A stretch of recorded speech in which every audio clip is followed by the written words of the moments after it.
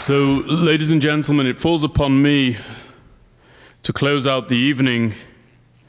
Before I do that, I want to express my sincere thanks to a number of people, our speakers, all of whom are engaged in the field of battle, all of whom are engaged in the combat for that which is righteous.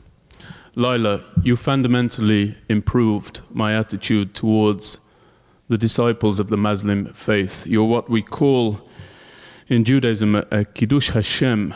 You are a source of praise to your God and to your religion, and I think everybody feels comforted and safer a little bit by way of your words and the fact that you are with us. Micah, thank you so very much for not concluding your work for the State of Israel on campus, but now manifesting this determination to move it forward into the public space. You should only go from strength to strength. And of course, Special Envoy Ilan Carr, to have the right man at the right place at the right time, doing the right thing with the deployment of the right words is rare indeed. You embody that ethos.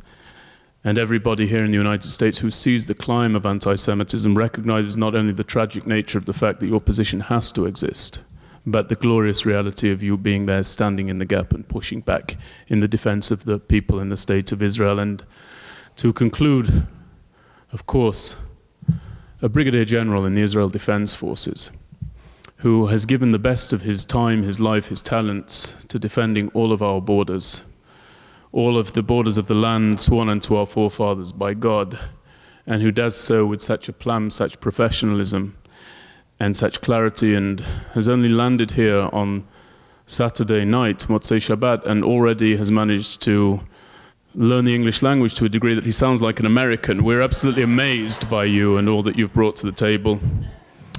And finally, the members of West Point Military Academy, those who are here, and the cadets.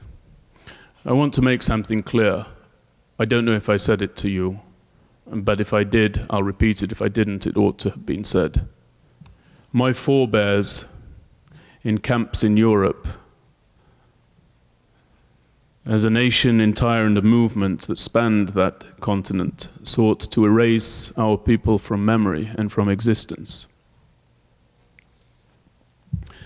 saw coming towards them at the gates on the days of their liberations individuals who had fought to arrive at those gates, and who arrived at those gates wearing the uniforms that you now don, and that the cadets will soon don.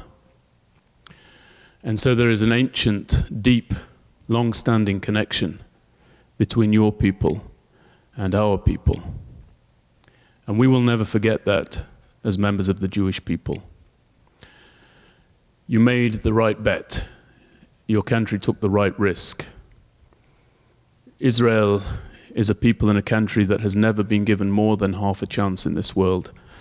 But as I always like to say, if you give the Jewish people just half a chance, they will go out and they will build you an Israel. And it's absolutely magnificent. And the highest privilege that I could imagine is being able to, together with Rosita, bring you and your students and your future officers to our dear country.